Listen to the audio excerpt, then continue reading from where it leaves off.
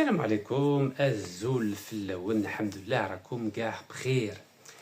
Aujourd'hui on va parler de comment on peut gérer un État, un peuple, des contrats, des intérêts divergents. Vous savez, quand on est citoyen, surtout quand on est citoyen algérien, comme l'a plusieurs fois fait remarquer le président Sir Abdelmajid Tebboune, l'Algérie n'est pas un pays comme les autres. Oui, d'un côté, ce n'est pas un pays comme les autres, mais d'un autre côté, c'est un pays comme tous les autres. Alors, je vous ai dit qu'on va parler d'État. Georges Burdeau était un des plus grands connaisseurs du droit, de l'État, de la philosophie de l'État, de la meilleure manière de gérer un État. Et dans un livre publié il y a déjà une cinquantaine d'années, donc qui s'appelle l'État, il avait plusieurs parties, dont l'un c'est l'État, régulateur et enjeu de la lutte politique. Ça veut dire quoi? Un État régulateur et enjeu de la lutte politique. Régulateur, c'est-à-dire qu'il essaie de, on va dire, de diminuer les tensions entre les différentes factions, différents clans, différentes classes sociales. Car vous savez, dans les médias, on va dire francophones, on dit souvent qu'en Algérie, il y a la guerre des clans. Mais oui, il y a la guerre des clans en Algérie, mais en France ou aux États-Unis ou en Europe, il y a ce qu'on appelle la guerre des classes ou des groupes de pression. Ce sont des mots différents qui veulent dire exactement la même chose. Ça veut dire quoi, la même chose? Ça veut dire qu'un État, ce n'est pas une entité neutre. Ce n'est pas quelque chose qui est comme un étang, l'eau d'un étang qui ne bouge pas. Ça bouge en permanence, car il y a des intérêts divergents. Il y a même des intérêts opposés. Et quand Georges Burdeau parle de l'enjeu de la lutte politique, l'État, c'est aussi un espace où des hommes et des femmes se battent tous les jours pour prendre le pouvoir sur d'autres personnes, sur d'autres groupes de pression, sur d'autres clans ou d'autres classes sociales. Alors, prenons l'exemple classique de l'Union soviétique. L'Union soviétique s'est bâtie en disant le prolétariat, c'est-à-dire le monde ouvrier, va prendre le pouvoir sur le monde du capital, c'est-à-dire sur le monde des propriétaires. Donc c'était une lutte à mort. Et dans la philosophie communiste de l'Union soviétique, les ouvriers devaient imposer leur pouvoir sur les capitalistes. Aux États-Unis, c'est différent. C'est le capital qui doit réguler l'État, qui doit réguler la société, et c'est lui qui doit imposer ses règles au monde des ouvriers, au monde des employés, au monde de la classe moyenne. En Algérie, c'est différent. En Algérie, l'État, depuis 1962, avait pour but de récupérer toutes les richesses des colons, qui étaient là depuis 1830, afin de les redistribuer au peuple algérien. C'est la raison pour laquelle, à l'époque de feu Houari Boumediene, il y a eu la révolution agraire pour récupérer toutes les terres agricoles des colons pour les redistribuer, en tout cas partiellement, au peuple algérien. Il y a eu la nationalisation des hydrocarbures de façon à prendre la majorité des parts dans le gaz et dans le pétrole, afin que l'Algérie puisse développer sa propre industrie et ainsi être moins dépendante des pays étrangers. Mais les choses ont évolué, car le monde de l'idéologie n'est plus ce qu'il est aujourd'hui par rapport à ce qu'il était dans les années 70 ou 80, notamment après la chute du mur de Berlin à partir de 1989, 90, 91. Et aujourd'hui, l'État a retrouvé sa dimension strictement technique, c'est-à-dire, comme disait Georges Burdeau, un enjeu de pouvoir, de lutte pour le pouvoir. Donc ça, c'est la première partie. Et donc, la deuxième partie, c'est l'État et la lutte des classes que je viens de résumer en quelques mots. La troisième, c'est l'État libéral, État du parti unique ou parti pluraliste, vous avez compris. Parti unique, c'est dans les pays, disons, socialistes, et parti pluraliste, c'est les démocraties libérales, faussement libérales, car vous avez bien compris, la démocratie ne fonctionne que lorsqu'il n'y a pas de véritables enjeux. Mais dès qu'il y a des enjeux, tous les États sont les mêmes. Tous les États imposent leurs diktats. Nous avons vu ce qui s'est passé entre Tel Aviv et Téhéran. Nous voyons ce qui se passe depuis octobre 2023 avec Gaza. Quand les enjeux sont très importants, il n'y a ni démocratie, ni droit de l'homme, ni état de droit. Et la quatrième partie de ce livre de Georges Purdue s'appelle « L'État fonctionnel moderne ». Oui, moderne, c'est-à-dire il essaye de faire croire qu'il ne dérange aucun intérêt, qu'il est neutre, qu'il essaye d'être au service du citoyen. Mais vous l'avez bien compris, cela n'est qu'une fantastique illusion. Alors, puisqu'on a fait cette petite présentation, est-ce que l'État algérien, aujourd'hui, est neutre? Est-ce que l'État algérien a simplement vocation à répondre aux besoins et aux aspirations des 46 millions d'Algériens aujourd'hui? C'est la question que tout le monde peut se poser. Ou alors l'État algérien est comme tous les autres États, c'est-à-dire qu'il fait l'objet de tiraillements à l'intérieur du système, où vous avez, comme dans tous les pays du monde, des gens formidables, des vrais patriotes, mais vous avez aussi une petite partie qu'on peut évaluer à peu près à 5%, qu'on appelle la cinquième colonne, dont le président de la République, Saad Benmajid Tebboune, a parlé, et qui ne défendent pas vraiment les intérêts de l'Algérie, mais plutôt les intérêts de groupes étrangers. Alors, je vous ai dit, ce n'est pas spécifique à l'Algérie.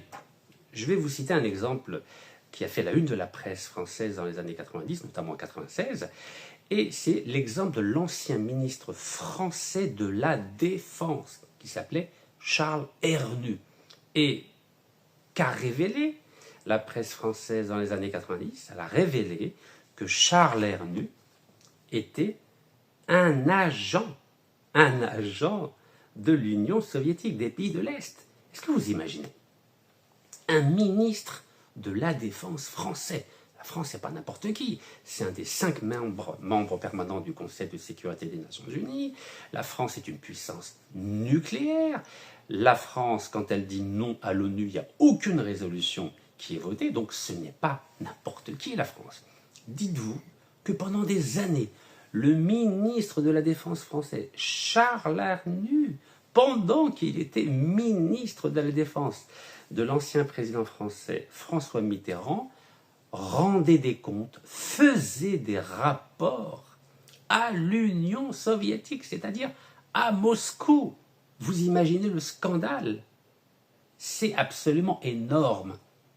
Donc dites-vous bien qu'un grand pays comme la France, qui a pu laisser un ministre de la Défense être un traître à la nation française, un traître à l'État français, un traître au peuple français, pour servir les intérêts de l'Union soviétique et des pays de l'Est, vous pouvez imaginer que dans tous les pays du monde, on voit ce type de profil. Regardez ce qui est en train de se passer en ce moment entre Tel Aviv et Téhéran. Vous avez vu que Téhéran, tout d'un coup, s'est réveillé en disant « Mais nous avons des traîtres iraniens qui obéissent aux ordres et servent les intérêts de Tel Aviv. » Comme si c'était une surprise. Vous savez, lorsque je me suis rendu le 8 mars 2018 à Téhéran, quelque chose m'avait choqué. Je suis sorti de l'aéroport de Téhéran pour faire libérer 29 femmes qui avaient été emprisonnées parce qu'elles refusaient de porter le voile dans la rue. Et entre l'aéroport et la ville, il y a à peu près 60 à 70 km. J'ai été complètement surpris de voir qu'il n'y avait aucun barrage routier entre l'aéroport de l'Ayatollah Khomeini et le centre-ville de Téhéran. Je me suis dit, c'est quand même bizarre. On dit que l'Iran est un pays autoritaire, un pays dictatorial, il y a des contrôles de police partout, personne ne peut bouger sans être 2-3 fois surveillé dans la journée. Et là, je me suis rendu compte qu'il n'y avait aucun barrage mobile pendant 60 km. Je me suis dit, mais... Donc ça veut dire qu'on nous raconte des histoires sur l'Iran. Ben, sachez que c'est un témoignage réel, c'est le mien. Le 8 mars 2018, aucun policier ne m'a contrôlé pendant 2 jours où j'étais à Téhéran. Je dis bien aucun. Donc vous pouvez imaginer que le Mossad n'a aucun problème à circuler librement à Téhéran pour essayer d'acheter des fonctionnaires ou de convaincre des citoyens d'être traîtres à la nation iranienne. Donc, Charles Hernu en France, le Mossad en Iran, et vous avez vu qu'en Algérie, nous avons aussi nos... Allez, notre cinquième colonne, vous la connaissez cette cinquième colonne. Je vais vous montrer une belle photo de cette cinquième colonne algérienne, parce que, oui, l'Algérie... L'Algérie, c'est un beau pays, hein, c'est un très beau pays, mais c'est un pays exceptionnel, mais c'est aussi un pays comme les autres. Alors, cinquième colonne, vous la connaissez. Regardez. Abdeslam Bouchouar. Regardez comment il est beau avec le président français, Emmanuel Macron. Regardez comment ils sont beaux tous les deux. Et cette image, elle n'est pas à Paris, elle est à Alger, devant le palais du gouvernement à Alger. C'est magnifique. C'est magnifique. Ça, c'est notre Charles Hernu national. Voilà, Charles Hernu, ministre de la Défense français qui a trahi la France pour les pays de l'Est et Moscou. Nous avons notre Charles Hernu à nous. Il s'appelle Abdeslam Bouchouar, mais pas que lui. Son adjoint, quand ils étaient au ministère de l'Industrie et qui signaient des contrats au nom du peuple algérien. C'est ce fameux auteur algéro-français qui a commencé une carrière d'écrivain à 50 ans. Moi, je l'ai commencé à 25 ans. Et qui était haut fonctionnaire et qui est payé à ce jour par le peuple algérien pour sa retraite. Vous savez qu'il touche une retraite de l'État algérien. Et c'est qui paye sa retraite? C'est le peuple algérien, grâce au sang des martyrs. Et à 75 ans, il a découvert que finalement, l'Algérie, c'est pas bien. Hein, non, c'est pas bien. Donc il a décidé de prendre la nationalité française. Mais c'est magnifique. Cadeau de... Emmanuel, le grand Emmanuel, le grand ami de l'Algérie. Vous vous souvenez, Amtan Lamamra, l'ancien ministre des Affaires étrangères algérien, il avait dit qu'Emmanuel Macron est l'ami de l'Algérie. Mais c'est pas beau ça, l'amitié en politique. Ah, on a failli y croire, on a failli y croire. Donc, Abdeslam Bouchouar, cet auteur algéro-français, font partie de cette cinquième colonne qu'il y a dans tous les pays, en Iran, en France, aux États-Unis, etc. Il y en a beaucoup, beaucoup. Alors, on a laissé ce monsieur être ministre à 2 reprises de l'industrie. Ben oui, il fallait le laisser tranquille, le pauvre enfant de harki, le pauvre, c'est pas de sa faute. Hein. Vous savez, son père était harki, on s'est dit, oh, peut-être que lui, il n'y est pour rien, oui, possiblement. Mais vous savez, la culture, les valeurs, ça se transmet de père en fils. Hein. La trahison aussi, malheureusement. Voilà, vous voyez, il y a tellement de photos de notre ami Abdeslam Bouchouar, notre Charles Hernu national. Oui. Et puis, il a tellement rendu de service à la France, notre Abdeslam Bouchouar. Regardez le beau drapeau algérien à côté du drapeau français. À votre avis, il préfère lequel? Celui-ci ou celui-là? Vous avez compris, il préfère celui-ci. Eh oui, Abdeslam Bouchouar. Quand je manifestais devant les appartements qu'il possédait à Paris en 2016, je me disais, mais comment tu peux salir l'image d'un ministre algérien? Comment? Mais j'avais beau vous expliquer que c'est un voleur, c'est un corrompu. Vous m'avez dit non, ne touche pas, le linge sale se nettoie entre nous, pas à l'extérieur. Ah oui, pas à l'extérieur, ils volent des milliards à l'étranger et on doit se taire, c'est ça? C'est ça le martyr du colonel Amirouj, de Mustafa Ben Boul'i, de Hassiba Ben Bouli, de l'Arbi Ben Mehdi, de Ahmed Zabana, c'est ça, il faut se taire quand vous voyez des voleurs, des corrompus notoires dilapider l'argent du peuple algérien. Il faut se taire parce qu'ils représentent l'État algérien. Mais si c'est des corrompus, il faut se taire ou il faut les dénoncer? Bien sûr, avec des preuves. Vous savez que j'ai toujours dénoncé ces hommes avec des preuves. Et si aujourd'hui il y a un gouvernement tout entier en prison, vous savez très bien que j'étais le premier à dénoncer tous ces gens-là, pendant que tout le monde avait peur. Vous le savez. Vous savez, moi, je n'ai pas été élevé dans la culture de Nuskut, N'amr Aïniya ou Nahrab. Vous savez, j'assume. Tous ces gens qui étaient au gouvernement de Bouteflika étaient tous corrompus.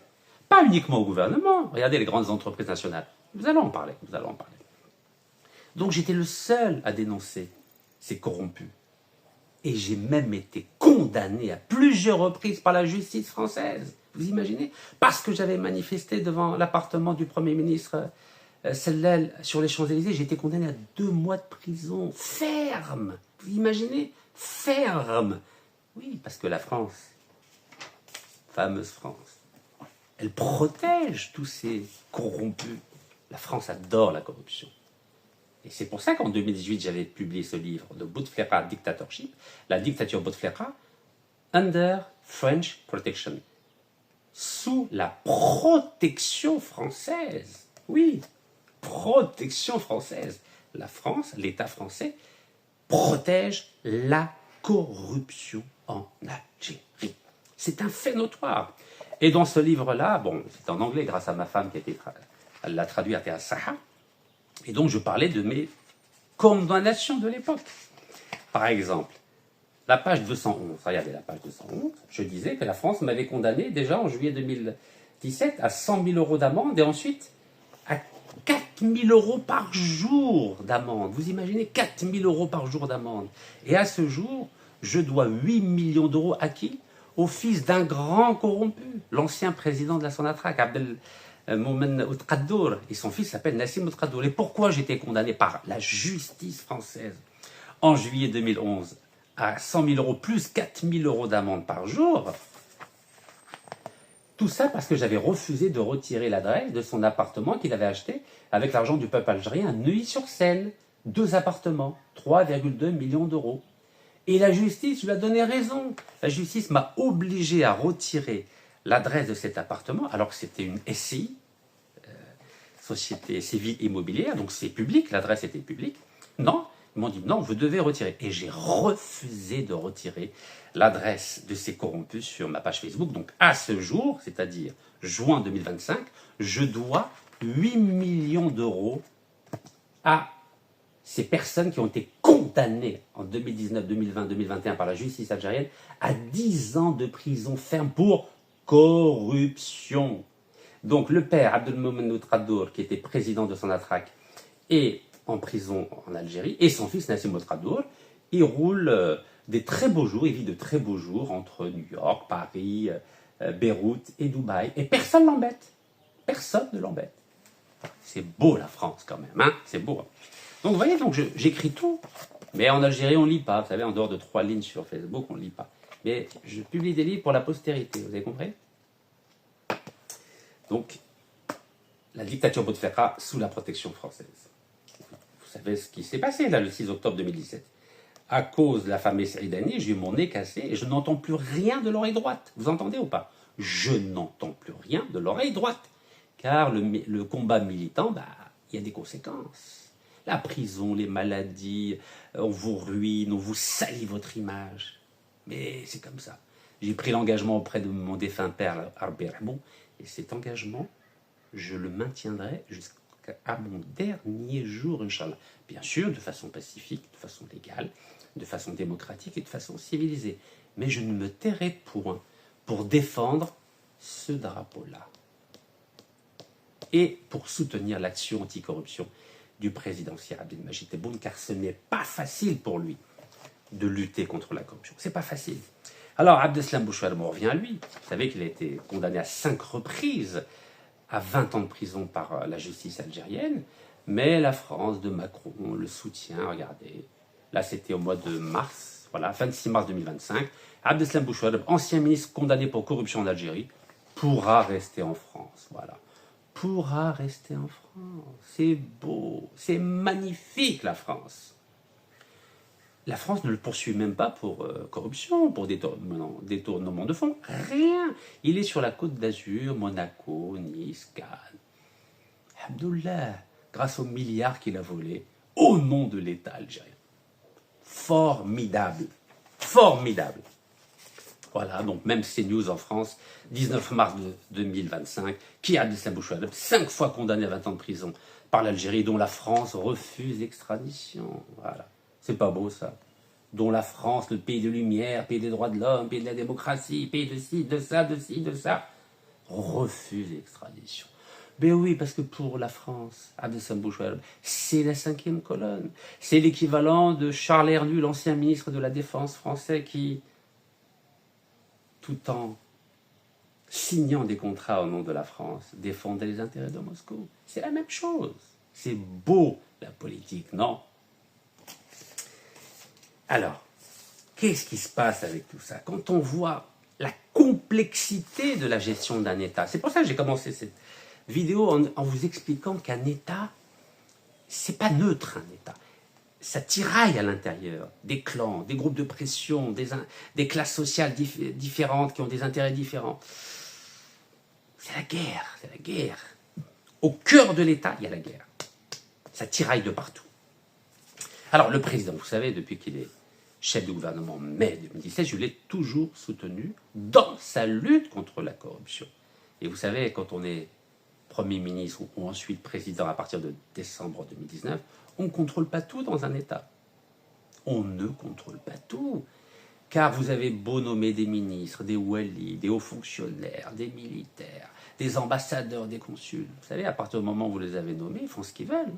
Vous ne pouvez pas tout contrôler. Donc il faut des lanceurs d'alerte, il faut des journalistes, il faut des militants, il faut des associations pour justement alerter l'opinion publique, alerter le président de la République sur certains dysfonctionnements. Et je suis exactement dans cette philosophie.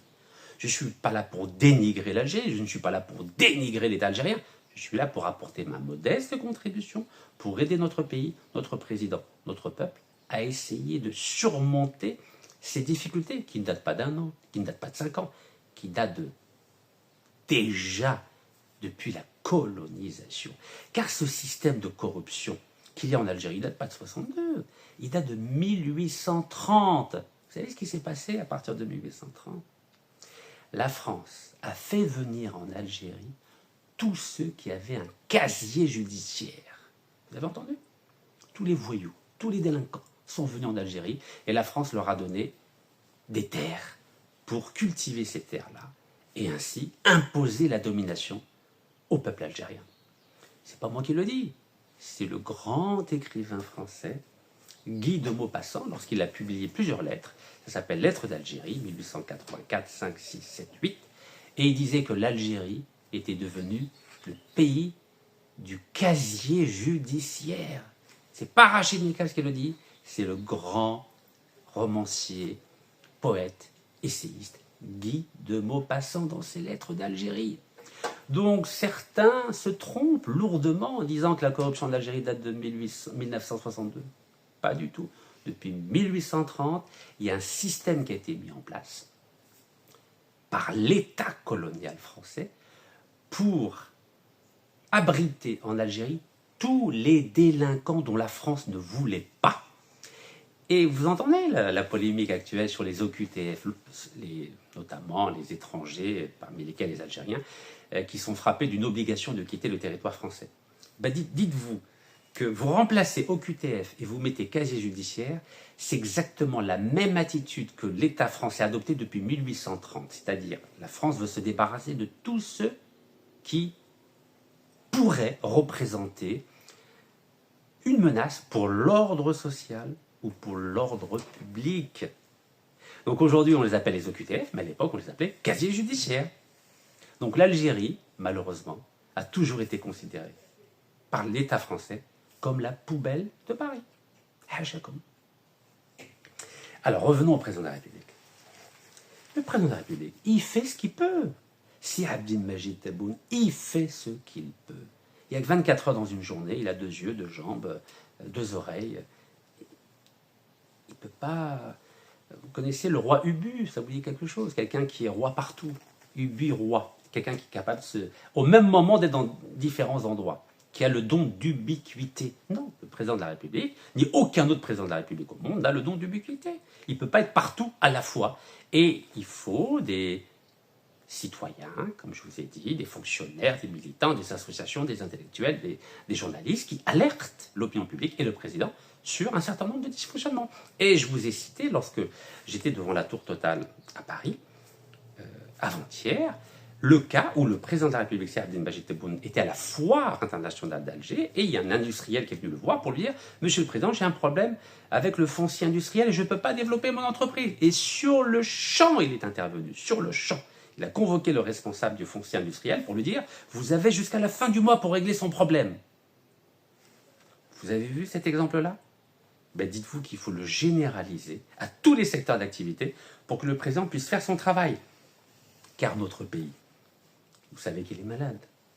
Mais il est malade pas depuis 62, depuis 1830 il est malade. C'est un pays qui a beaucoup souffert, notre État a beaucoup souffert. C'est un État corrompu jusqu'à la moelle depuis pratiquement 200 ans. C'est une corruption profonde, massive, cancérigène. Et ce n'est pas en un an, ni en 10 ans, ni en 20 ans, ni en 50 ans qu'on va régler le problème de la corruption en Algérie. C'est un travail de tous les jours. Alors, je vous ai dit qu'on va parler des problèmes du président de la République, à lutter contre la corruption. Ou contre la compétence, parce que ça va ensemble. Hein. Corruption, incompétence et absence de patriotisme, tout ça, ça va ensemble. Alors, avril 2025, affaire Mohamed Bouakez, l'ancien conseiller à la présidence devant la justice. Vous imaginez le président de la République, au sein même de son cabinet, il a des personnes corrompues. Et c'est pas de sa faute. C'est pas ses enfants, Marbahomch. Voilà, il a vu qu'il y avait un certain nombre de fonctionnaires dans l'État algérien, il en a choisi parmi un certain nombre pour les mettre au protocole, pour les mettre en tant que conseiller, en tant que wali, en tant que ministre. Mais regardez, avril 2025, ça fait pas longtemps. Qu'est-ce qu'il est obligé de faire, le président de la République? Il est obligé de mettre fin aux fonctions de ce Mohamed Bouakez. Mais oui, à partir du moment où un scandale éclate, le président, il n'a pas d'autre choix que de limoger ces personnes-là, parce qu'il ne peut pas laisser autour de lui des personnes corrompues. C'est pas possible. Ce n'est pas possible. Regardez. Le président de la République met fin aux fonctions du conseiller chargé de la direction générale du protocole. Voilà, et c'est pas moi qui le dis, c'est le Moudjahid. Moudjahid.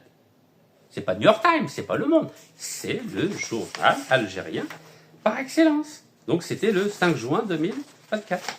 Pas longtemps. Voilà, c'était il y a un an. Alors on continue. Le président de la République met fin en fonction du conseil chargé de la direction du protocole. C'était dans tous les médias, parce que le scandale a éclaté en 2024. Mais le temps qu'il y a un procès et tout, qu'est-ce qui s'est passé? Au bout d'un an, il a été condamné à 5 ans de prison. Donc le président, dès qu'il est informé d'un dysfonctionnement, il réagit, il prend les décisions qui s'imposent. Il n'est pas parfait. Le monde politique, le monde des fonctionnaires, c'est des êtres humains, ils aiment l'argent. Dans le monde entier, on aime l'argent. Les Algériens aussi aiment l'argent. Et certains aiment davantage l'argent que le pays, vous avez compris, comme Abdeslam Bouchouareb, Chakib Khalil, Saïdani, Salal, Ouiria, etc. N'oubliez pas, il y a tout un gouvernement corrompu qui est en prison aujourd'hui depuis 2019. Vous le savez. Alors, on continue. Il n'y a pas que le problème de corruption. Il y a un problème d'attitude morale. Est-ce que vous vous en souvenez? Le wali de Rilizen, Sami Medjoubi. Sami Medjoubi avait humilié un citoyen. Il n'y a pas longtemps. Regardez, c'est février, c'est ça? Voilà, 20 février 2025. En direct, le wali de Rilizen, Sami Medjoubi, avait humilié en direct un citoyen. Vous savez que le président de la République n'a pas le hogra. Qu'est-ce qu'il a fait, le président? Quand il a vu les images, quand il a vu que ça faisait un scandale, immédiatement, il a mis fin aux fonctions. Immédiatement. Parce que le président de la République algérienne, Saadine Majid Tebboune, n'accepte pas le hogra, n'accepte pas l'injustice. De la même façon qu'il refuse la corruption. Un responsable ayant humilié un citoyen, sanctionné par Tebboune. Et c'est ce qui s'est passé. Le chef de l'État a mis fin aux fonctions du wali de Rilizen, M. Sami Medjoubi. C'est ce qu'a annoncé le porte-parole de la présidence de la République algérienne. Voilà. Il n'y a pas que ça. Juste avant, le président de la République, Saadine Majid Tebboune, a limogé un wali et a nommé Kamel Berkane à sa place. Voilà. Vous voyez? Quand il y a un problème, il réagit fortement. Voilà. Donc, à la place de Sami Medjoubi, il a nommé M. Kamel Berkane. Voilà.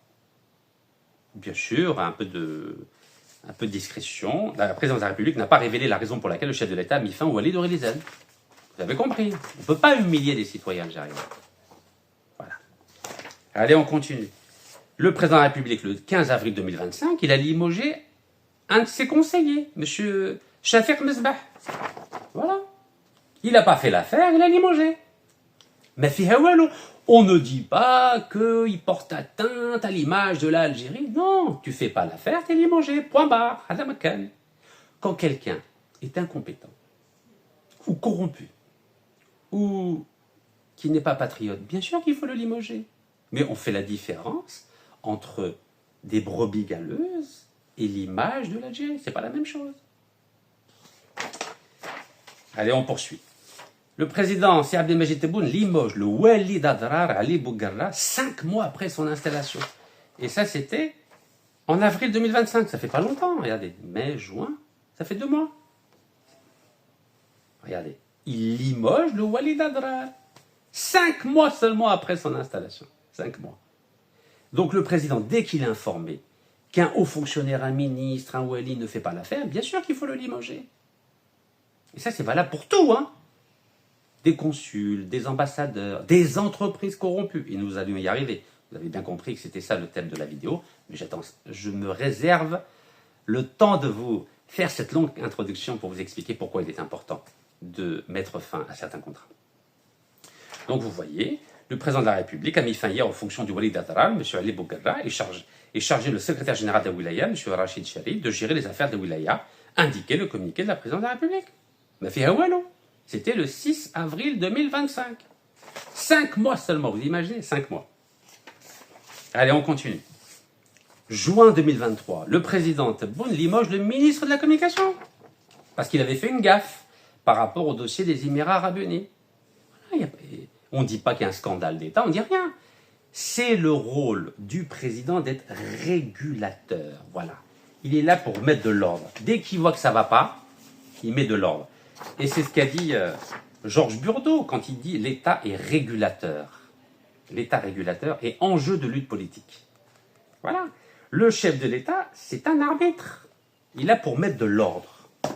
Mais il ne va pas mettre de l'ordre tout seul. Donc, le ministre de la Communication, M. Mohamed Bouslimani, a été limogé suite à une petite erreur sur l'expulsion de l'ambassade des Émirats Arabes Unis en Algérie. Voilà. Adi. Ça, c'est le rôle du président. Il est chef d'orchestre, il est régulateur, il est arbitre. Je continue. Novembre 2023. Le président Tebboune limoge Abdelhafid Henni. Pareil, c'était le ministre de l'Agriculture et du Développement rural. Voilà, il a limogé. Mais il ne fait pas l'affaire, il le limoge. Vous voyez, c'est pas comme à l'époque de feu Abdelaziz Bouteflika, où Meskin, il était mourant, mais il ne pouvait pas prendre de décision. La ghalb, il ne peut pas. Mais là, alhamdoulilah, il est mobile, il est conscient, il voit ce qui se passe, il a des rapports qui viennent à son bureau, et il prend les décisions qu'il faut de façon rapide et efficace. On continue. Août 2024. Le président Abdelmajid Tebboune a limogé jeudi son ministre des Transports, invoquant un fait rare pour ce genre d'annonce, une faute grave dans l'exercice de ses fonctions. Regardez, c'est pas moi qui l'ai dit. Donc vous voyez le nombre de ministres, de walis, de fonctionnaires, de conseillers qu'il a limogé, le président. Regardez. Pour des faits graves dans l'exercice de ses fonctions. Faits graves dans l'exercice de ses fonctions. Vous voyez, c'est très important. 13 août 2024. Donc voilà, je vous ai parlé. Pareil, en février 2025, ça fait pas longtemps, mars, avril, mai, juin, il y a 4 mois. Hein, le président a limogé 2 ministres il y a 4 mois. Donc vous voyez, il y a eu la valse des ministres, des fonctionnaires, des conseillers. C'est pas facile d'être président. Vous croyez que c'est facile, vous croyez que vous avez une baguette magique et vous pouvez régler tous les problèmes. Non, c'est pas comme ça que ça fonctionne la politique. C'est un exercice ingrat, la politique. C'est ingrat. Parce que vous êtes entouré de beaucoup de délinquants, beaucoup de corrompus, beaucoup d'incompétents. Et il faut avoir le courage, que, quand ça ne va pas, de prendre des mesures radicales. Vous voyez, il a limogé 2 ministres. Donc le ministre des Finances, l'Aziz Faïd, et le ministre délégué à l'industrie chargé de l'industrie pharmaceutique, Fouad Hadji. Voilà. Donc c'est pas facile. Hein. Vous croyez que tous ceux qui travaillent au sein de l'État algérien, c'est des saints, c'est des imams? Pas du tout. Vous avez une armée d'incompétents. Vous avez 5% de cinquième colonne. Bon, avant lui, avant ces gens-là, qu'est-ce qui s'est passé en 2021? Vous connaissez notre ami Abdelmoumoud Qadour. Donc en 2019, il a été limogé. En 2021, il a été obligé de... il a été frappé d'un mandat d'arrêt international. Et voilà. L'ex-patron de la Sonatrach. Vous connaissez Sonatrach. Abdelmoumoud Qadour, extradé vers l'Algérie. Quand on est corrompu, c'est président de la Sonatrach. Et vous savez que j'ai organisé 35 manifestations devant son appartement à Neuilly-sur-Seine. 35. Et vous avez vu, j'ai été condamné. Et j'en ai parlé dans mes 2 livres. Donc, dans le deuxième aussi, mon combat contre la dictature algérienne. Oui, j'ai été condamné par la justice française. 8 millions d'euros à cause de lui et son fils. 8 millions d'euros je dois à ces gens-là. Vous imaginez ou pas? Et aujourd'hui, ils sont en prison. Mais voilà, à l'époque, Rachid, pourquoi tu touches au symbole de l'État, la Sonatrach? Mais j'y peux rien, c'est un corrompu, c'est un traître. Non, faut pas toucher. Le linge sale se nettoie entre nous, faut pas en parler. Ah oui, faut pas en parler. Et quand il a été arrêté aux Émirats Arabes Unis et emprisonné, là, tout d'un coup, c'est normal d'en parler. Mais quand Rachid en parle, il faut pas. Mais si c'est la justice algérienne qui en parle, là c'est autorisé. Donc, haram pour moi, halal pour eux. Non, il faut être cohérent. Vous savez, il faut avoir une attitude de principe. Vous savez, c'est quoi l'honnêteté intellectuelle? Vous savez ce que c'est? Une démarche éthique, une démarche morale. Il faut être cohérent dans sa logique, dans ses principes et dans ses valeurs. Donc, vous imaginez le président de la Sonatrach, président corrompu. Mais il n'y a pas que lui. Toute la chaîne de décision, elle est corrompue. Toute la chaîne. Là, ils ont juste arrêté quelques-uns, le président, quelques DG. Mais toute la chaîne de décision, comme on dit dans le domaine militaire, toute la chaîne de commandement, elle est corrompue. De A à Z. Totalement corrompue. Et le 10 août 2021, regardez l'image. Là, c'est pas une belle image. C'est pas bon pour l'image de l'Algérie. Regardez, il a été arrêté avec les menottes. Ça se fait pas. Ça ne se fait pas. On n'est pas obligé de montrer des images comme ça. Autant on a le droit, on a le devoir de lutter contre la corruption, autant on n'a pas le droit d'humilier des hommes ou des femmes. On n'a pas le droit. Car l'Algérie, c'est aussi avoir le sens de l'honneur, le sens de l'image. Mais tout ça pour vous dire que la corruption est à tous les niveaux de l'État algérien, à tous les niveaux des entreprises publiques algériennes, à tous les niveaux des institutions algériennes. Mais ça ne date pas de 62, encore une fois, ça date de 1830. 1830. C'est la France qui a semé cette vermine de la corruption à tous les niveaux du pays, des institutions et des structures. À tous les niveaux, je dis. Et le président, il a essayé depuis 2019, et il essaye tous les jours, mais c'est un chantier colossal.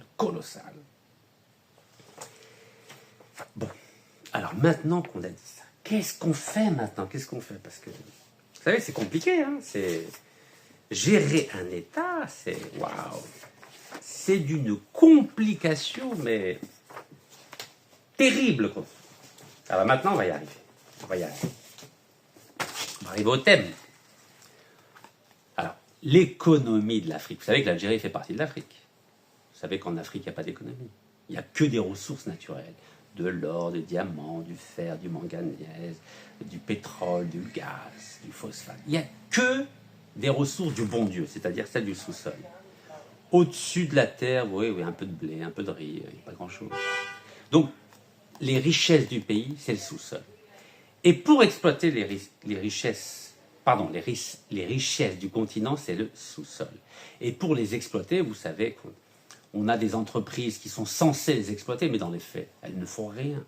Car la plupart des ingénieurs qui travaillent dans ces entreprises de gaz, de pétrole, de fer, etc., de diamants, ben, les ingénieurs partent à l'étranger. Et ce sont les multinationales qui exploitent les richesses du sous-sol de l'Afrique. Et c'est qui ces entreprises multinationales? C'est Total, c'est Engie, c'est British Petroleum, c'est Eni, c'est State Oil, c'est Halliburton, c'est Exxon, etc. C'est des entreprises occidentales. Alors en Algérie, ben, on a la Sonatrach, mais autant dans les années 63, 64, jusqu'à Boumediene, là, la Sonatrach, il y avait des ingénieurs, il y avait un pouvoir d'achat en Algérie, le dinar ne s'était pas effondré, donc les ingénieurs algériens restaient en Algérie pour développer, explorer, exploiter les gisements de gaz et de pétrole. Mais avec la dégringolade de l'économie et la dévalorisation et la dévaluation du dinar, le pouvoir d'achat des ingénieurs algériens de la Sonatrach a complètement dégringolé. Et c'est la raison pour laquelle chaque année, des milliers d'ingénieurs algériens quittent l'Algérie pour travailler ou en Europe, ou aux Amériques, ou bien dans les pays du Golfe. Ce qui veut dire qu'aujourd'hui, la Sonatrach, c'est une coquille vide. Elle ne sait pratiquement plus rien faire, la Sonatrach. C'est terrible, hein? Il y a une régression dans le champ des compétences et de l'expertise des ingénieurs de la Sonatrach, car ils partent. En 2018, l'ancien président de la Sonatrach, dont je viens de vous parler, Abdelmomen Ouattara, a dit que 10 000 ingénieurs de la Sonatrach allaient partir, ou à la retraite, ou à l'étranger. Vous imaginez, 10 000! C'est une catastrophe. Et c'est la raison pour laquelle aujourd'hui, la Sonatrach n'est plus en mesure de développer les gisements de gaz ou de pétrole, car les ingénieurs partent, et on ne les paye pas assez. Pourquoi? Car la Sonatrach est une entreprise publique, donc il faut respecter une évolution salariale. Ce n'est pas une entreprise privée. Donc en clair, la Sonatrach ne peut pas payer les ingénieurs de la Sonatrach avec des salaires équivalents à ceux qu'ils perçoivent en Amérique, en Europe ou dans les pays du Golfe. Et donc on a cette absurdité qu'aujourd'hui la Sonatrach préfère donner des licences d'exploration ou d'exploitation de gaz ou de pétrole à des entreprises étrangères plutôt que les exploiter elles-mêmes. Car les talents partent à l'étranger. Il n'y a pas que dans le domaine de la Sonatrach. Regardez dans les hôpitaux. 50% des médecins algériens, des promotions annuelles des médecins quittent le pays. 65% des informaticiens. Mais nous, on laisse faire. On laisse faire, on laisse partir nos élites, les médecins, les ingénieurs, les informaticiens, les architectes, les avocats. On laisse faire. Puis après, on est obligé d'appeler Total, Engie, British Petroleum, Eni, Halliburton. Venez, parce que nos élites partent. Vous imaginez la catastrophe que nous sommes en train de vivre? Tant qu'on n'a pas réglé le problème de la fuite des cerveaux, jamais il y aura d'économie en Afrique. Je dis bien jamais. Jamais. Ni en Afrique, ni en Algérie. Jamais. Donc, l'étape numéro 1 pour stopper cette hémorragie économique sur l'ensemble du continent africain, c'est stopper la fuite des cerveaux. Et comment on stoppe la fuite des cerveaux? Il faut mieux payer, offrir un environnement beaucoup plus agréable pour l'élite du continent, en général, et l'élite algérienne en particulier. Si on veut que l'Algérie devienne vraiment libre, indépendante et souveraine, il faut que nos ingénieurs restent en Algérie, il faut que nos médecins restent en Algérie, il faut que nos informaticiens restent en Algérie, nos architectes restent en Algérie. Bref, il faut que notre élite reste et développe l'Algérie. Il ne faut pas qu'elle aille à l'étranger pour développer les économies occidentales. Ça n'a aucun sens. Donc, c'est bien beau de temps en temps de dire « Ah oui, on a un ingénieur à la NASA. Ah oui, on a un ingénieur, ou plutôt la directrice de l'Institut Pasteur qui est algérienne aussi. » Mais ça n'arrime à rien. Quel est l'intérêt de se dire, sauf pour le petit NIF algérien, le petit égo algérien, « Ah oui, on a un ingénieur à la NASA. Ah oui, on a la directrice de l'Institut Pasteur qui est algérienne. » Mais s'il n'y a personne qui reste en Algérie pour développer la médecine, l'économie, l'agriculture, les technologies, etc., à quoi ça sert? Ça ne sert strictement à rien. Donc l'économie africaine et l'Algérie en particulier, elle repose exclusivement sur les ressources naturelles. Alors, maintenant que je vous ai fait cette longue introduction, vous savez ce qui s'est passé le 17 juin, j'en ai parlé, avec différents tons. D'abord un ton ironique et sarcastique, et ensuite un ton extrêmement sérieux.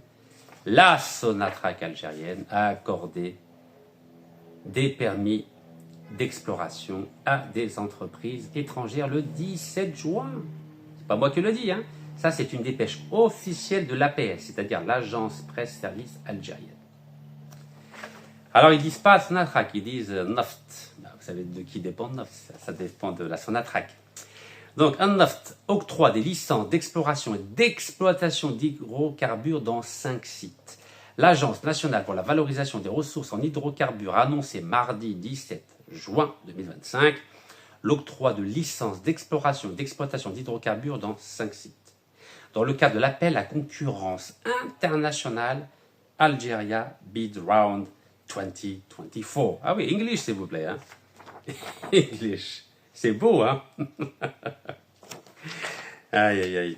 Selon les explications fournies lors de la séance d'ouverture des plis, vous savez, en plus, il y a une théâtralisation, hein. Ah oui, ils savent faire de la mise en scène. On a l'impression que c'est Kateb Yassine al-Marhoum qui a fait ça. Donc, selon les explications fournies lors de la séance d'ouverture des plis, donc ils ont ouvert des enveloppes, et d'évaluation des offres, qui s'est déroulée au siège du ministère de l'Énergie, des Mines et des Énergies Renouvelables, le comité d'appel à concurrence a reçu des offres qui concernent 5 sites sur les 6 proposés dans l'appel. Il s'agit de Ahara à Ilizi, Regan 2 à Adrar, Zrafa 2, bassin de Ahmed Gourara, Ahmed, vous vous souvenez, c'est pas trop loin de Ain Salah, dans les wilayas d'Arra et Ain Salah, de Toile 2, bassin de Berkine, deuxième plus grand gisement de pétrole en Algérie, 400 000 barils jour, je le répète, juste après Hassi Mesroud, donc Berkine dans les wilayas de Ouargla et d'Ilizi, et de Gern El Gessa, de bassin de Gourala Timimoun. Vous savez que j'ai marché à pied dans toutes ces régions, vous êtes au courant, entre 2014 et 2016. Le site El Mzaïd El Kebir, bassin de Ouled Miya, n'a pas quant à lui reçu d'offre. Apparemment, ça n'intéresse pas. Vous savez pourquoi? Parce qu'il n'y a pas eu d'exploration jusqu'à maintenant. Alors que tous les autres, ils savent qu'il y a du pétrole et du gaz. Vous connaissez les multinationales, elles ne vont pas se fatiguer à mettre de l'argent alors qu'elles n'ont aucune garantie qu'il y ait du gaz et du pétrole. Alors que sur les 5 autres, il y a déjà des gisements de gaz et de pétrole. Ah, elles ne sont pas bêtes, les multinationales étrangères. Hein. Vous savez, c'est la rentabilité qui compte. Au total, le comité a reçu 7 offres qui ont été évaluées selon des critères précis. Le groupement des sociétés Qatar Énergie et Total Énergie. Groupement. Comme si on avait vu par le passé Qatar développer des projets. Vous avez déjà entendu le Qatar développer des projets à l'étranger? Ils ne développent rien du tout. Ils développent dans leur pays. C'est une coquille vide de Qatar Énergie, vous le savez. Donc ils ont dit le groupement des sociétés Qatar Énergie et Total Énergie. C'est une blague. C'est Qatar qui fait appel à Total et Exxon pour développer ses propres gisements de gaz. C'est pas le Qatar qui va développer des gisements à l'étranger. C'est pas son boulot. C'est une coquille vide. C'est comme le Paris Saint-Germain. C'est qui l'actionnaire du Paris Saint-Germain en football? C'est le Qatar. Mais vous avez vu des joueurs qataris qui jouent au Paris Saint-Germain? Le Qatar, il met les sous.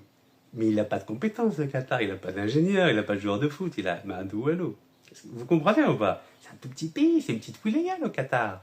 Donc l'Algérie, 46 millions d'habitants, elle signe avec Qatar Énergie, qui n'a pas d'ingénieur, qui n'a pas de joueur de foot, pour développer le gaz dans notre pays. Mais c'est une plaisanterie.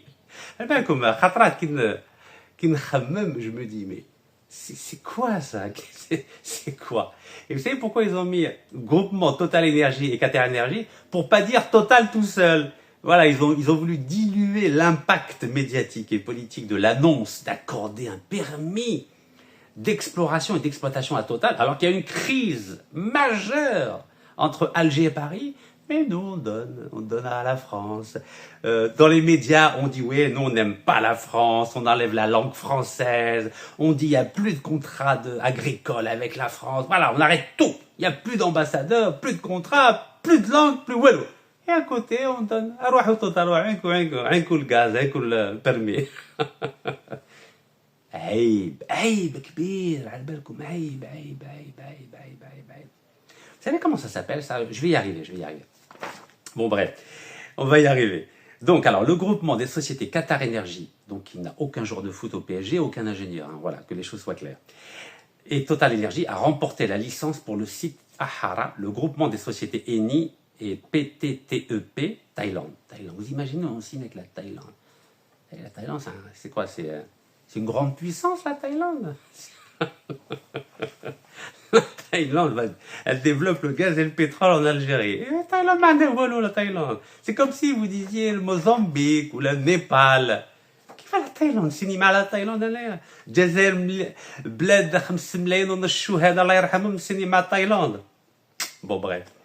Donc on a signé avec Eni. Bon, Eni, vous connaissez, c'est le roi de la corruption. J'ai déjà parlé de scandale avec sa filiale Saipem. La Saipem, donc filiale de Eni, avait donné 198 millions d'euros de rchwa, dirham, au cadre de la Sonatrach et au ministre de l'énergie des mines, Chakib Khalil. 198 millions d'euros. Et on continue à signer, hein, Eni, Saipem. Bon, bref.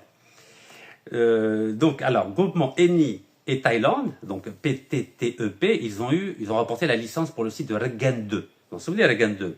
Il y avait une entreprise cotée à Tel Aviv qui a failli avoir 11,5% de Regan. Heureusement, alhamdoulilah, en 2019, le président Sir Abdelmajid Tebboune a dit hop, on exerce le droit de préemption. Il est hors de question que l'entreprise israélienne cotée à la bourse de Tel Aviv et de Londres puisse posséder 11,5% du gaz d'Organ. Vous savez que c'était la France qui a voulu vendre ses parts dans Edison. Donc, Edison, c'est une filiale italienne du français EDF, Électricité de France. Donc, Électricité de France, c'est-à-dire Macron, a voulu vendre 11,5% des parts que possédait Edison, qui appartenait à la France, à une entreprise israélienne, Ergen. Vous imaginez? Alhamdoulilah, le président Abdel Majid Tebboune a dit « Walou, niet ». Il a exercé le droit de préemption, c'est l'Algérie qui a racheté. Voilà. Bon, bref. Alors après, je continue. La licence pour le site Toile 2 a été attribuée au groupement des sociétés Zenga, Autriche, et Filada, Suisse. Est-ce que la Suisse et l'Autriche ont du pétrole et du gaz? Moi, je ne suis pas au courant. Hein. Suisse, allez, Autriche et Suisse. Ah, j'ai jamais entendu parler que les Suisses et les Autrichiens ils ont des gisements de gaz ou de pétrole. Maintenant, on signe avec eux. Allez. Nous, on a 62 ans d'expérience avec la Sonatrach. La Sonatrach a été créée en décembre 63. Donc, on est en juin 2025. 62 ans d'expérience. Et il faut, pour développer notre gaz et du pétrole qui nous rapporte 96% des devises globales du pays, il faut qu'on signe avec Thaïlande, qui n'a pas de pétrole, Suisse, qui n'a pas de pétrole, Autriche, qui n'a pas de pétrole, Qatar, qui n'a pas de compétences. Et nous, on n'est pas capable de développer...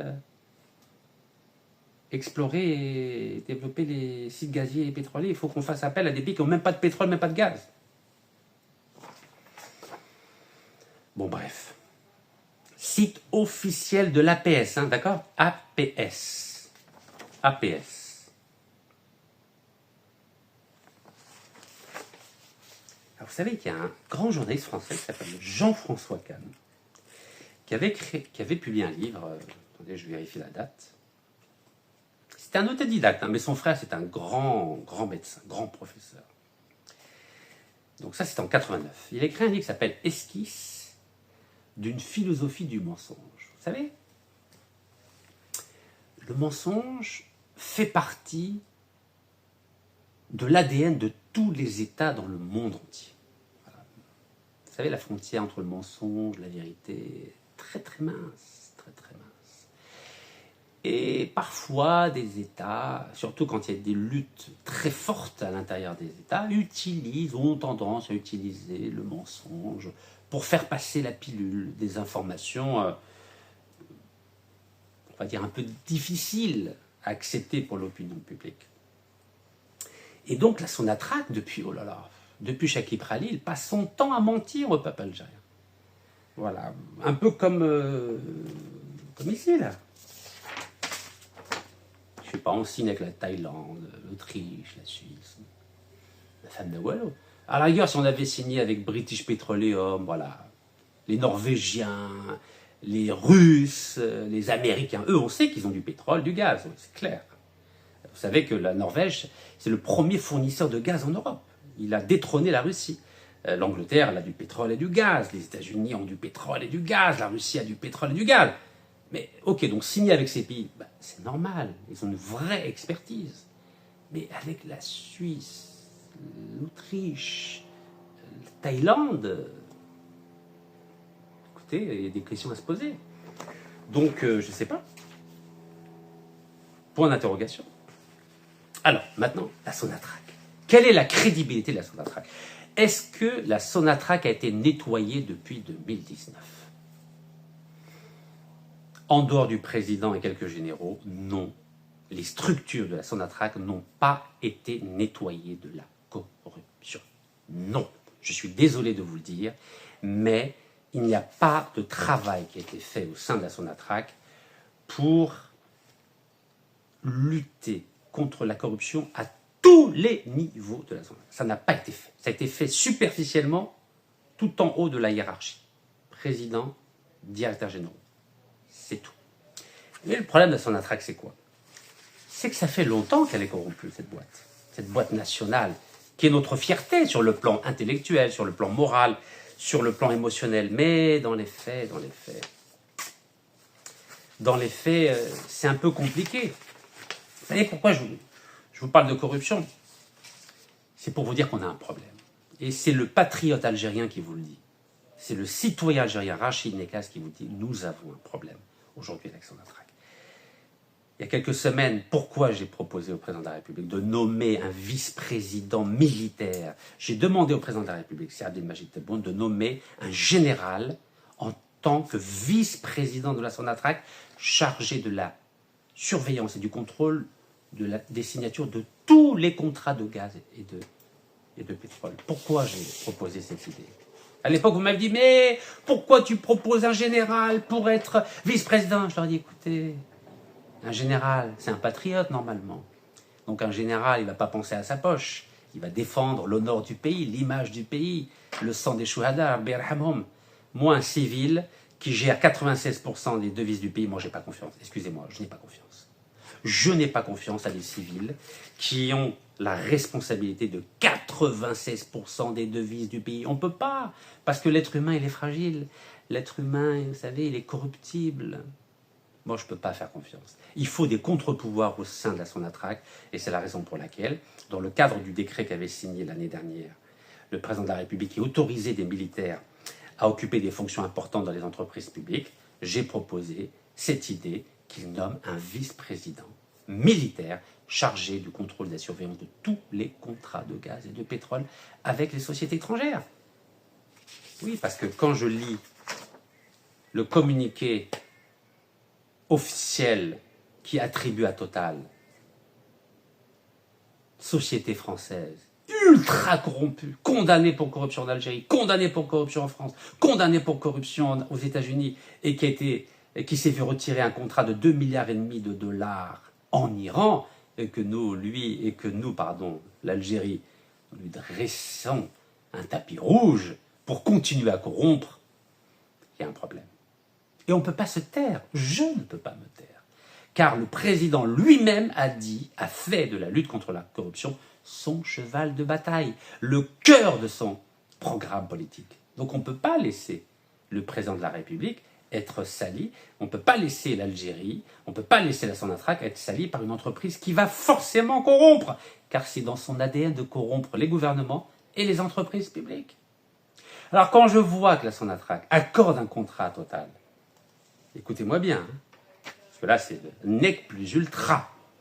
Donc la Sonatrach accorde un contrat à l'entreprise corrompue Total, et dans le même temps, les dirigeants de la Sonatrach n'ont pas le droit de voyager en France. Là, écoutez, je ne sais pas si c'est tragique ou si c'est comique, mais là, il faut expliquer aux 46 millions d'Algériens, aux 7 millions d'Algériens de la diaspora, la cohérence. Donc la Sonatrach, tapis rouge le 17 juin, tapis rouge, hein, elle donne un contrat énorme à Total Énergie, entreprise corrompue, corruptible, mais en même temps, la Sonatrach, les dirigeants de la Sonatrach interdisent de voyager en France. Oh, magnifique, moi loin. Ou l'Ifhem, Igoulé. Celui qui a compris, s'il vous plaît, expliquez-moi. Alors, c'est dans tous les médias, hein, d'accord? Tous les médias algériens, français, tout. Sur instruction de leur ministre de tutelle, c'est-à-dire le ministre de l'économie, de l'énergie, pardon. Donc sur instruction du ministre de l'Énergie, les cadres dirigeants de la compagnie pétrolière algérienne, ainsi que ceux des 2 autres entreprises, ne peuvent plus se rendre en France, ni même y transiter. Donc même pas transit. Un épisode de plus dans l'escalade des tensions entre Paris et Alger. Et ça date du 25 juin 2025. 25 juin 2025, ok? Sonatrach. Et le 17 juin, donc regardez, 17 juin, Al-Naft, donc Sonatrach, accorde 5 permis d'exploration et d'exploitation à des entreprises étrangères, dont Total Energy. Total Energy, je vais vous le redire où c'est. Total Energy, voilà, c'est là. Total Energy, voilà, Total Energy. Donc, le ministre, il ouvre des plis, le 17 juin, donc le ministre de l'énergie algérien, Mohamed Arkab, qui est un homme de talent, parce que je tiens à vous dire qu'en décembre 2019, il avait dit que l'Algérie allait exercer son droit de préemption pour éviter que Total rachète tous les actifs de l'américain Anadarko. Et malheureusement, il a subi des pressions juste après, il a été obligé de faire marche arrière. Mais moi, je n'ai pas oublié ce qu'il a fait. Je n'ai pas oublié ce qu'a fait le ministre de l'Énergie quand il a dit que l'Algérie allait exercer son droit de préemption. C'était le 3 décembre 2019, la veille de mon incarcération à la prison algérienne. Donc, je n'ai pas oublié. Mais je sais qu'il a subi des pressions juste après, il est revenu dessus. Donc là, pareil, le 17, il ouvre des plis. Il accorde un contrat total. Hop, une semaine après, la Sonatrach n'a pas le droit d'aller en France. Ah, vous me تفهموني يا ولاد حسيبة بن بوعلي والعربي بن مهدي. Qu'est-ce que ça veut dire? Total, c'est nos amis ou c'est pas nos amis? Il faut expliquer ça au peuple algérien. Qu'est-ce qu'on fait?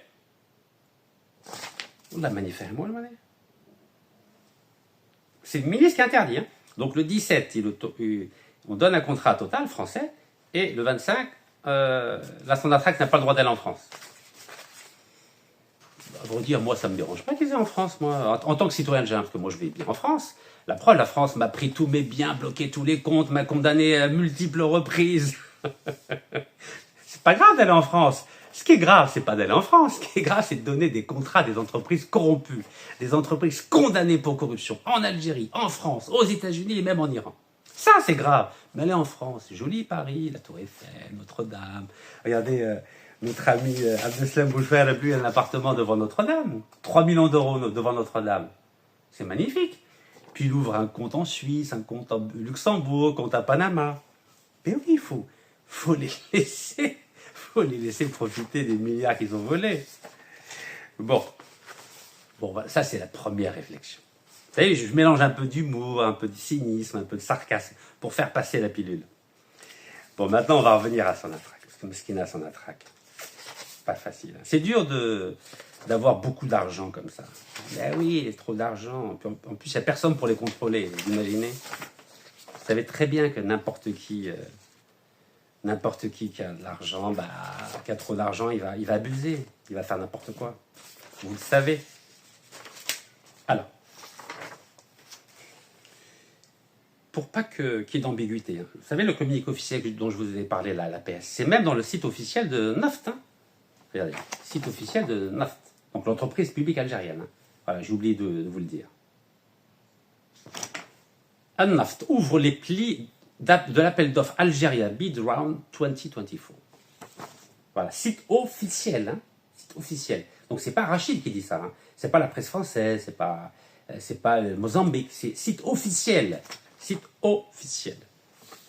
Voilà. Alors, avec les 5 permis d'exploration que je vous remets ici. Voilà, l'exploration et exploitation.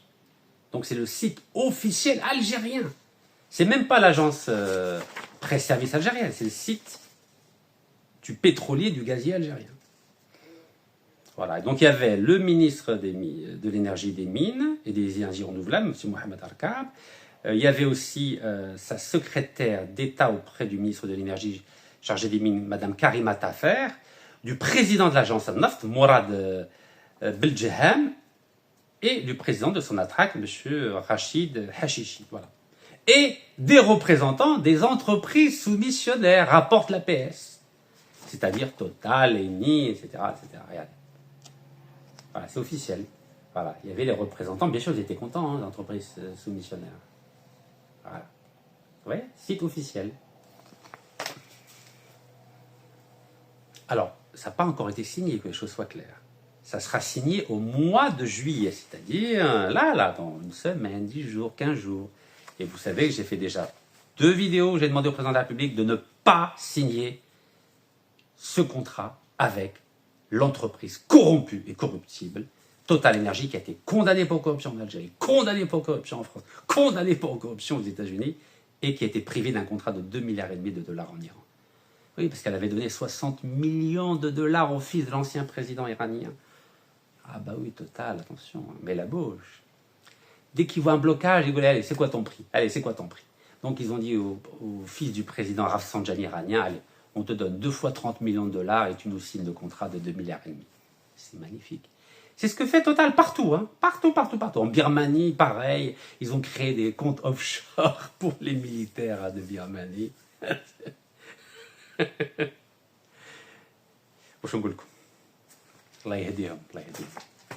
En Irak, en Iran, partout. Ils passent leur temps à corrompre les gouvernements et les entreprises pétrolières et gazières. Ils font que ça. Total, c'est son job. Aïe, c'est dur. Bon. 2016,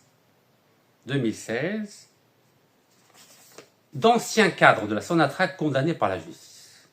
Vous savez, la Sonatrach, elle a eu énormément de scandales de corruption. Sonatrach 1, Sonatrach 2. Depuis 1999, c'est le pompon. C'est la corruption généralisée. Et ça ne s'arrête pas. Après plus d'1 mois de procès, le tribunal d'Alger a rendu mardi 2 février 2016 son verdict dans l'affaire Sonatrach. Les anciens cadres de l'entreprise algérienne de pétrole ont été reconnus coupables d'association de malfaiteurs, détournement de fonds publics, blanchiment et corruption dans le cadre de marchés conclus de gré à gré. Gré à gré, c'est-à-dire il n'y a pas d'appel d'offres. Donc des marchés conclus de gré à gré avec des compagnies étrangères. Regardez. Ah là, ils magouillent ensemble, tous les deux. Ah, ils n'ont aucun problème, hein. C'est le tribunal d'Alger, hein. C'est pas le tribunal de New York ou la Milan, Alger. Bladna, blad chouala. Vous voyez? Extraordinaire, non? Coupable, association malfaiteur, détournement de fonds publics, blanchiment, corruption dans le cadre de marchés de conclus de gré à gré avec des compagnies étrangères. 3 février 2016. Vous pouvez vérifier toutes ces informations, bien sûr, sur Internet. 2017. Affaire Sonatrach. Ce compte en Suisse que la justice algérienne n'avait pas vu. Ah, bah oui. Faut pas tout voir, la justice algérienne. Selon les Panama Papers, le scandale des hommes politiques dans le monde entier qui étaient accusés de corruption, qui ont créé des comptes bancaires en Suisse, au Luxembourg, au Panama. Donc, selon les Panama Papers, Mohamed Reda Meziane, le fils, ils adorent les fils, hein, et prête-nom, ouais, le fils de l'ancien PDG de la compagnie pétrolière Sonatrach. Ah, encore Sonatrach. Oh là, Sonatrach. Il cachait de l'argent en Suisse, regardez. 14 mai 2017. C'est son fils, le fils du PDG. C'est pas Outradoul cette fois-ci, hein. Parce que le fils d'Outradoul, Nassim Outradoul, vous savez, il pèse 2 milliards de dollars. 2 milliards de dollars. Mais c'est dinars, hein. 8 centimes, 2 milliards de dollars. Mais là, il y a un autre fils de PDG. Ah oui, il y a tellement d'argent, oui. Regardez. Le fils de l'ancien PDG, s'appelle Meziane, il cachait de l'argent en Suisse, mesquine, regardez, il cachait de l'argent en Suisse. Le pauvre. Bon, 14 mai 2017, c'était dans Le Monde Afrique. Alors, il a ouvert ça où? Il a ouvert ça au Crédit Suisse à Zurich. Bah oui, Crédit Suisse. C'est là où l'ancien président Abdelaziz Bouteflika avait caché son argent. Bah oui. Vous savez, il se donne des informations entre eux. À ton avis, où est-ce qu'on peut cacher de l'argent? Ouais, va au Crédit Suisse, tu es tranquille. Le Crédit Suisse à Zurich. En 2008, Mohamed Reza Meziane, donc le fils de l'ancien président de la Sonatrach, a ouvert un compte dans une agence genevoise de la banque, voilà, normal, voilà, ici. Adi. C'est comme Bouteflika Meskin quand il était ministre des Affaires étrangères, entre 66 et 78, tous les surplus qu'il y avait au ministère des Affaires étrangères qui étaient réservés aux ambassades, il leur disait, bon, vous transférez ce surplus dans 2 comptes en Suisse. Voilà, comme ça, il a une retraite tranquille. En plus, il était jeune, il avait quel âge? 26 ans quand il était ministre des Affaires étrangères. Il s'est dit, voilà, pour mes vieux jours, l'air de Moscou. Donc, si le procès de l'affaire dite Sonatrach 1, qui s'est déroulé de décembre 2015 à février 2016, au tribunal criminel d'Alger, hein, pas Paris ou Londres ou la Rome, hein, Donc si ce procès n'a pas fait toute la lumière autour de l'un des accusés, Mohamed Reda Meziane, le fils de l'ancien président de la Sonatrach, Mohamed Meziane, de nouvelles informations viennent éclairer les zones d'ombre qui subsistaient sur le patrimoine financier du fils de Mohamed Meziane, l'ancien PDG de l'entreprise pétrolière publique algérienne Sonatrach. Cet homme de 45 ans avait été condamné à 6 ans de prison ferme. Oh, c'est tout. Purgé en détention préventive, il y a une amende de 2 millions de dinars, 16 700 euros. Oui, 16 700 euros. Le prix d'une voiture. Pour corruption, blanchiment d'argent, mais l'instruction n'était pas parvenue à recenser l'ensemble des biens et de l'argent présumé mal acquis par les inculpés. Oh, msakin. Or, d'après des documents obtenus dans le cadre du projet Panama Papers 2016, il apparaît que Mohamed Reda Meziane a pu cacher au moins un compte en Suisse à la police judiciaire et aux magistrats instructeurs. C'est beau ça ou pas? Bah oui, il faut cacher un peu. Il faut cacher. Les faits remontent aux années 2000. Ah, c'était la belle époque.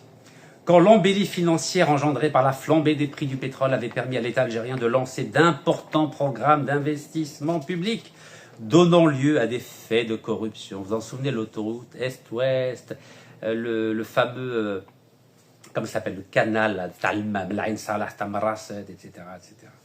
Cette affaire, et plus tard l'enquête Sonatrach 2, parce qu'il y a Sonatrach 1, Sonatrach 2, ouverte à Milan en Italie, ah bah oui, comme les étrangers commencent à regarder, avait révélé une partie du système mis en place par les responsables du ministre algérien de l'énergie. Ministre de l'énergie.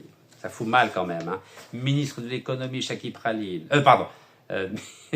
Ministre de l'Industrie, Abdeslam Bouchouar, ministre de l'énergie, Chakib Khalil, ça fait beaucoup quand même. Hein, tout ça au nom du peuple algérien, de l'État algérien. Et par le management de Sonatrach pour capter des commissions sur les contrats engageant la compagnie nationale. Ah ouais, ils prennent des commissions, ils aiment bien les commissions. Vous savez, c'est qui verse ces commissions? Ben, c'est les entreprises étrangères, parmi lesquelles, hop, Total. Pas que Total, hein. Eni, etc., etc. Et ils disent, voilà, il a créé une coquille vide aux îles Vierges britanniques. Regardez, coquille vide aux îles Vierges britanniques. Bah oui, coquille vide, c'est un compte, c'est une société bidon. Lors de son audition par le juge d'instruction, Mohamed Reda Meziane, le fils de l'ancien président de la Sonatrach, avait déclaré qu'il disposait à Paris de 3 comptes, dans 3 banques différentes. Barclays, Crédit Lyonnais, Crédit Agricole. Ben oui, parce qu'ils sont protégés par la France. Donc ils se disent, la France ne va jamais nous embêter, la France, voyons. Voilà, Crédit Lyonnais, Crédit Agricole. Barclays, c'est anglais. Et qu'il avait cédé son appartement parisien à ses 2 enfants, nés d'un premier mariage avec qui? Avec une Française. Ben oui, c'est pas grave. Vous en souvenez, dictature, Bouteflika, sous protection française. Donc voilà, il avait cédé son appartement à ses 2 enfants, nés d'un premier mariage avec une Française. Mais des documents obtenus dans le cadre du projet Panama Papers, mené par le Consortium international des journalistes d'investigation, avec plus de 100 rédactions, montrent qu'en décembre 2008, c'est-à-dire 17 ans, M. Meziane avait ouvert un autre compte dans une agence genevoise de Crédit Suisse, cette fois-ci par le biais de la société fiduciaire Junod, Mulstein, Lévy, Lévy, les cousins de Netanyahou, ça, Lévy et Pudeur. Dans les livres du Crédit Suisse, le fichier d'information client de Mohamed Reda Meziane est répertorié sous le numéro 153 729. Vous voyez, l'Algérie n'a pas de problème avec nos cousins de Netanyahou. Hein. À l'aise, hein. L'argent n'a pas d'odeur, ni de religion, ni de nationalité, n'est-ce pas? Regardez, le cousin Lévy. Ben oui, c'est important, ça. Regardez, c'est ici, là. Et l'Algérie n'a aucun problème. La Sonatrach, l'Algérie. Tout va bien. Ce n'est pas tout. Selon les documents obtenus par le projet Panama Papers, la société JMLP a recouru au service du cabinet panaméen Mossack Fonseca. C'est le même cabinet auquel a fait appel Abdeslam Bouchouar. Pour cacher le compte sous une coquille vide domiciliée aux îles Vierges britanniques, Jaxia Associates. Cette compagnie offshore, dissoute en avril 2010, quand Mohamed Reda Meziane était en prison dans le cadre de l'instruction, a été administrée à partir de décembre 2008 par une autre société écran. Il n'y a que ça. Hein. Tac, tac, tac. Donc il est parti en prison, hop, il a dit à son avocat, vas-y, ferme tout de suite cette entreprise, sinon ils vont me repérer. Donc cette société écran s'appelle Capvid Management Service. panaméenne, celle-là, est enregistrée sous le nom des gestionnaires de fortune de la société JMILP. C'est beau ça. De 2006 à 2009, des contrats fictifs. Vous imaginez qui dirigeait l'Algérie? Vous imaginez qui on met à la tête de l'Algérie? Vous imaginez? Et quand je parlais, oh Rachid, comment tu portes atteinte à l'image de l'Algérie? Ah oui. À croire que certains aiment bien les voyous dans notre pays, hein, bien les corrompus. Bon bref. Au moment de l'ouverture de ce compte de Crédit Suisse, Mohamed Reda Meziane était lié par un contrat de consulting avec qui? Saipem Contracting Algeria, filiale locale du géant énergétique italien Eni. Bah oui, Eni. Condamné dans l'affaire Sonatrach 1 à une amende de 4 millions de dinars. Vous imaginez, un grand groupe comme ça, on le condamne simplement à 4 millions de dinars, c'est-à-dire 33 300 euros. Oh là là là. Pour majoration des prix en mettant à profit l'autorité et l'influence des agents d'un établissement à caractère industriel et commercial. Oh là là. Ils ont mis à profit l'autorité et l'influence des agents. En gros, ils ont fait de la corruption de fonctionnaires, Eni. Ben oui, vous savez, ils utilisent tous les mêmes méthodes. Ils font de la corruption du gouvernement et corruption de fonctionnaires de la Sonatrach. C'est comme ça. Bon, qu'est-ce qu'il dit d'autre? L'instruction avait conclu que les contrats liés en M. Meziane à Saipem, donc l'italien, de 2006 à 2009 étaient fictifs. Oh, fictifs. En gros, c'était bidon, quoi. Selon le magistrat instructeur, il n'y avait aucune trace de cette collaboration dans les archives de l'entreprise, hormis les reçus de paiement de ses honoraires. Vous imaginez qui gère l'Algérie? Des traîtres, des corrompus, des voleurs. Ils n'ont même pas un gramme de nif ou de fierté ou de dignité. L'argent, l'argent, l'argent. Puis ils n'ont pas de problème, juifs, chrétiens, bouddhistes, ils n'ont aucun problème. Donc, voilà, donc l'affaire Palestine, tout ça c'est du vent. Vous savez ce que ça veut dire du vent? C'est ce qu'on appelle esquisse d'une philosophie du mensonge. Ah, ils mettent des gens en prison, oh, au nom de l'Algérie, mais eux, ils passent leur temps à voler l'Algérie. Voler l'Algérie. Allez, qu'est-ce qu'il dit d'autre? Dans l'affaire Sonatrach 1, Mohamed Reda Meziane était aussi poursuivi au même titre que son père. Bah oui, son père, le président de la Sonatrach, Mohamed Meziane. Et que son frère, bah oui, il vole en famille, hein. C'est comme une mafia. Mafia, c'est quoi? C'est qu'on vole en famille. Le Père, le Fils et le Saint-Esprit. La Trinité. Donc son frère, il s'appelle Bachir Fawzi Meziane. Et puis en plus, il adore plein de prénoms, hein, comme ça il dilue l'identité.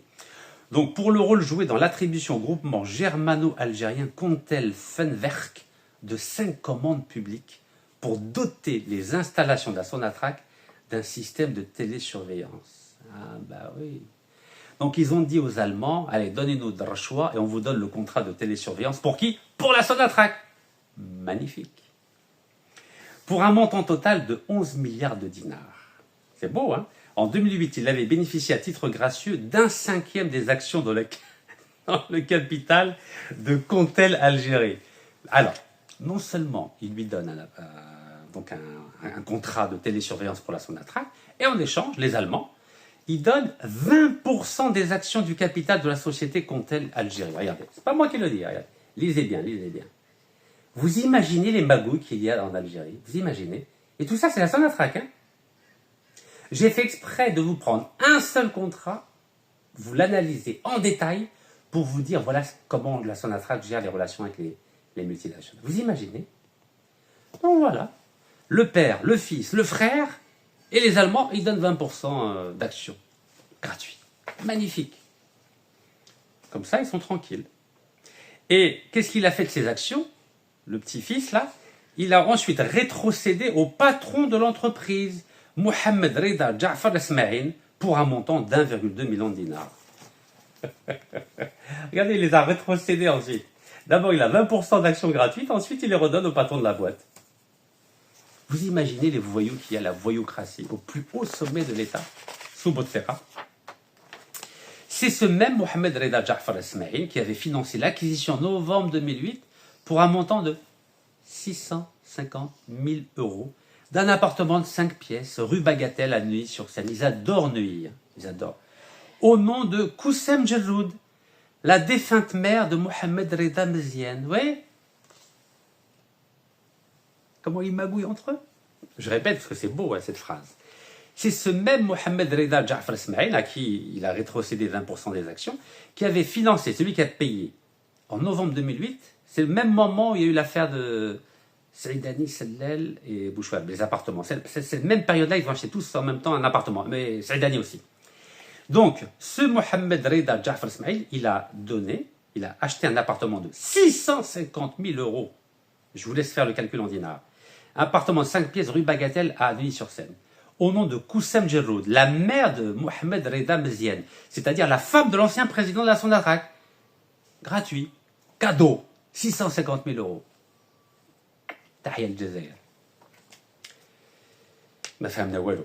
Les arguments de ce dernier, prétendant que son association avec Mohamed Ismail était légalement établie, n'avaient pas convaincu le tribunal, qui avait conclu que le patron de Contel Algérie, c'est les Allemands, et ses partenaires allemands avaient bénéficié de l'influence de Mohamed Reda Meziane, je vous rappelle que c'est le fils du patron de la Sonatrach, et de son père pour décrocher les marchés de télésurveillance, et que l'argent perçu par M. Meziane était une rémunération indue. Voilà ce qu'a dit le tribunal algérien. C'est pas Rachid-Nikas qui dit ça. C'est la justice algérienne. Deux pourvois en cassation étaient introduits par les 9 personnes condamnées dans cette affaire. C'est une seule affaire, ça. Par le ministère public, dont le recours porte sur des acquittements prononcés à l'encontre de 7 accusés et sur le sursis bénéficiant à l'ancien PDG de la Sonatrach. Bah oui, il avait un sursis, le PDG de la Sonatrach. L'affaire est pendante, c'est-à-dire elle est toujours en cours devant la Cour suprême. C'est une tragédie, l'Algérie. Et comme disent un certain nombre d'éditorialistes, la Sonatrach, c'est un État dans l'État algérien. Un État dans l'État. C'est-à-dire la Sonatrach a ses propres règles. Et c'est la mafia. C'est des règles de mafia. Le Père, le Fils, le Frère, le Saint-Esprit. Voilà, on vole en famille. Et là, vous n'avez pas remarqué, il n'y a pas de généraux, hein, c'est des civils. Hein. C'est des civils. Alors, il n'y a pas que l'Italie, il n'y a pas que les Allemands, il n'y a pas que Total Energy. Voilà, je vous ai pris un article de 2022. Corruption, plusieurs affaires de Sonatrach devant le juge. Le procès BRC. BRC, c'est avec les Américains. Et SNC Lavalin, c'est canadien. Voilà, c'était en 2022, vous voyez. Et vous savez, il y a des affaires de corruption par dizaines. Par dizaines.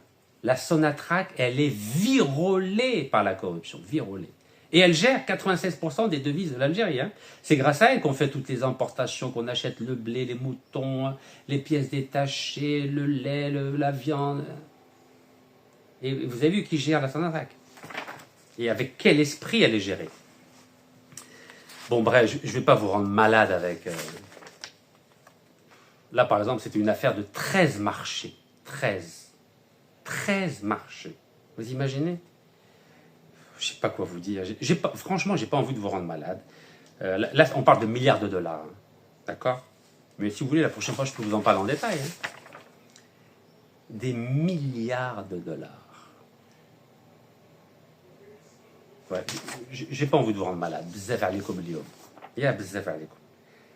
Donc, pour schématiser, ils disent que la Sonatrach a des liens privilégiés avec 10 multinationales étrangères. 10. Total, Eni, British Petroleum, State Oil, etc., etc. Et avec ces 10, il y a un système de corruption qui a été mis en place. Donc, quand je lis le communiqué du 17 juin et que je vois que l'Algérie, la Sonatrach, signe avec Total une entreprise corrompue et corruptible, condamnée en Algérie pour corruption, condamnée en France pour corruption, condamnée aux États-Unis pour corruption, alors que cette entreprise est française et que l'Algérie matin, midi et soir essuie des critiques quotidiennes de l'État français, des hommes politiques français, des médias français, des intellectuels français, de juges français, d'anciens ambassadeurs français, et qu'on lui donne un contrat. Vous pouvez imaginer les pressions que Total a dû exercer sur l'Algérie. Vous pouvez imaginer pour qu'elle obtienne ce contrat-là. Et vous avez suivi ce qui s'est passé avec Éric Ciotti, l'ancien président des Républicains. Vous vous souvenez qu'il avait menacé de remettre en question l'accord de 68. Et comme par hasard, il a décidé de patienter. Il a dit non, finalement, je retire mon texte à l'Assemblée nationale.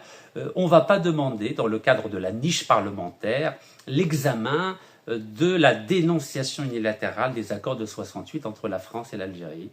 Alors, il a prétexté le fait qu'il attend le verdict concernant l'affaire algéro-français qui va avoir lieu le 1er juillet. Donc, il s'est dit, la libération de cet écrivain est beaucoup trop importante, donc on ne va pas envenimer les relations entre l'Algérie et la France.